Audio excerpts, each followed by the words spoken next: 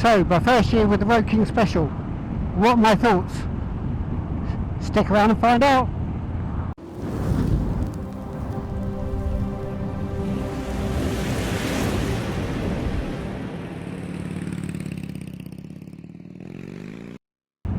Hi and welcome to another video, and today I'll just give you my thoughts on the 2023 Road King Special after owning the bike for one full year. As you can see, beautiful day here in the UK. It's March, first real sunny day. I'm taking advantage of it and got out and really having a good day out on the bike. So yeah, anyway, it's not going to be a massively long video today. I just thought I'd do a quick video, recap, first year, first 12 months on this new bike. So, what are my thoughts? Okay, my original thoughts were, I love the look of this bike. I've got to have it. I think it's going to be too much for me, but it's got to be something I've got to tick off the bucket list. So I went ahead and done it. And have I got any regrets? Have I got any regrets? No, definitely not. I haven't got any regrets. Were my fears correct? Is it too much of a bike for me? Yes and no. Yes and no. Only for the fact, as I say, with my stature, if you've watched my channel, you'll know I'm a short ass. I'm 5'6", 5'7" if I lie to myself and it's a really good day. I've got a 29-inch inseam and I weigh around about 70 kilos, whatever that is, in stone. I used to be a stone and pound person, but now unfortunately everything's in kilos. I think it's about 10.5 stone, something like that.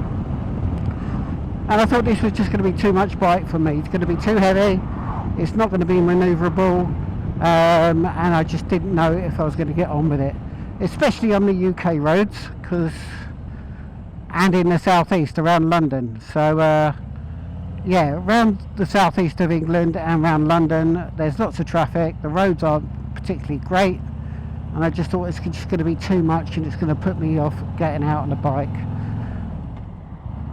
And I'm glad to say my fears weren't realised. As you can see, this road here, I'm down in the south coast, and this is where I normally come out when I'm riding, so I'm not going into the city centre in London and stop-start traffic there. That's one point, but I wouldn't do that whatever bike I own. It's just not something that interests me, going through stop-start traffic and through the city centre. I ride the bike for leisure. I don't ride the bike, thankfully, for commuting. So I try and avoid the heavily built up areas and get out and open the bike up. So from that perspective, round these roads, absolutely fantastic, no problem at all. If I was in the city centre, I'd be saying something different, I'm sure, because I'm sure with that, I'll be struggling with it, trying to commute and filter through traffic. Don't get me wrong, I can filter through traffic when needed, but I wouldn't want to do it every time I went out riding, all the time I went out riding. So yeah, for my type of riding, it's fine, absolutely fine. The weight of the bike. Now, the weight of the bike is intimidating. I think it's just over 350 kilos, which is 50 kilos more than the Sport Glide. And the Sport Glide was a heavy bike. But this is so well balanced that even in slow traffic, like we're going at the moment, we're just doing over 20 miles an hour, there's no issues at all. Absolutely none. Obviously your slow speed control's got to be quite decent, but it's no issues with it. The balance of it is so good. The only time when I have real issues, and this is not the bike's fault, it's my skill level, is like car parks and stuff like that, and the real slow speed control and turning and stuff like that. But again, that's my skill level, and that's something I'm looking to brush up on and get better at, because I see so many people my size or smaller, and they handle the bike fantastically well. So it's not a criticism of the bike at all, that's a criticism of me. But one thing I did do to negate that issue, because if you park and you're on an incline pointing down or something like that, and that weight, I would never be able to push it back on my own. I installed the Baker drivetrain reverse gear, which is a game changer, absolute game changer. Where I park my bike indoors, I have to go down this little sort of side of my house into a specific motorbike shed, but to get out or to get in, I need to reverse it, and that would just be a real struggle. So I just pop it into reverse gear, and it's really, really fantastic, absolutely fantastic. And I keep promising to do a review on that, and I will do a review on that in the coming videos. I was meant to do one last week, but the weather was crap, so I never got round to doing it, but I will aim to do that in the next couple of videos, so keep an eye out for that.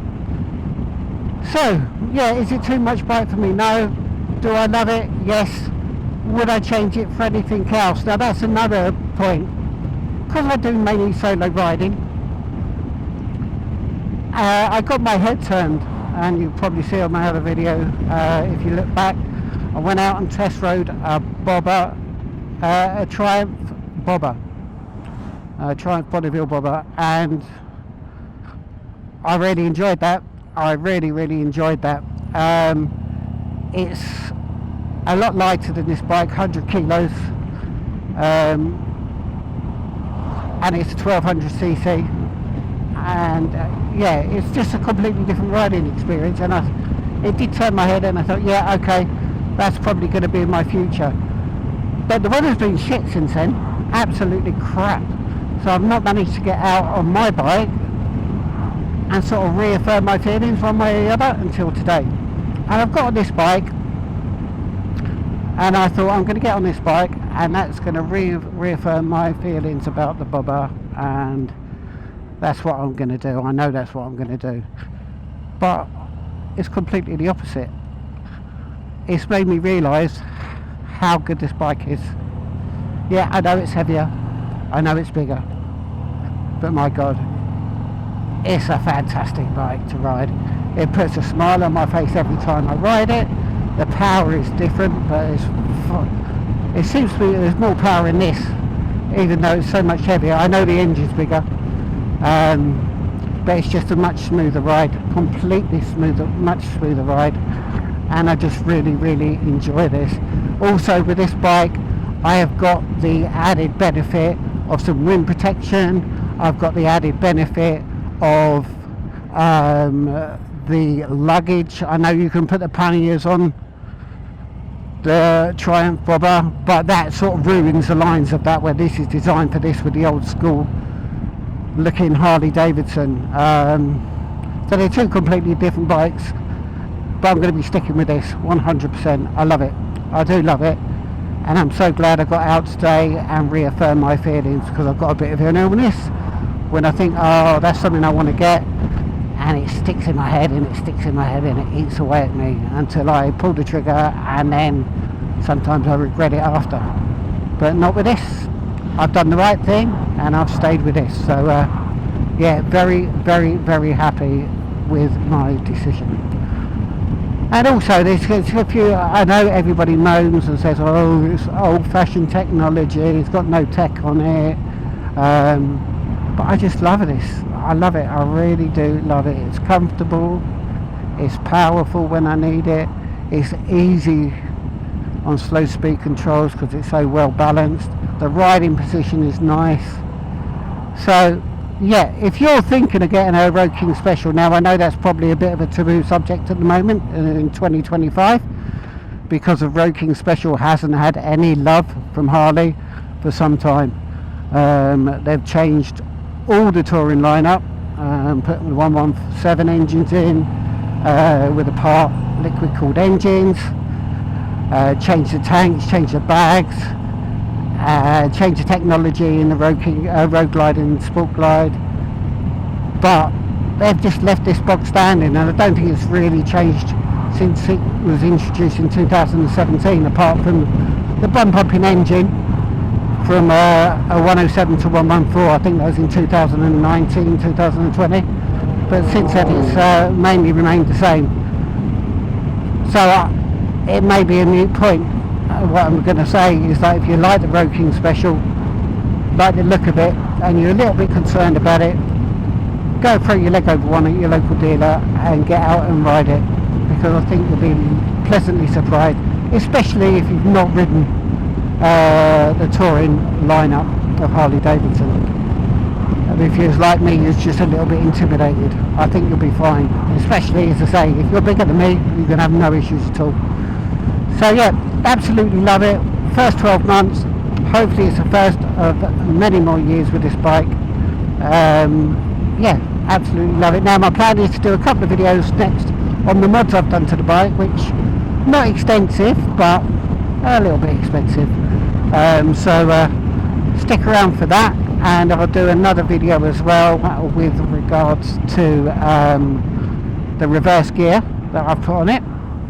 And from there as well, what I'm planning to do this year is, if I can get the audio right, is just do some ride videos, really, where you haven't got to listen to me rabbiting on about absolutely rubbish. So yeah, I'm going to try and do some point of view rides with the engine sound and stuff like that. So if you like the sound of that, stick around, go back through my videos. I've got loads of content there on Harley Davidsons and a few other test rides I've done, and please press like, hit that subscribe button. So if you've stuck around, thanks ever so much for continuing to watch it. I really appreciate it, and hopefully I'll see you again in the near future. In the meantime, ride safe, stay safe, and I'll catch you next time.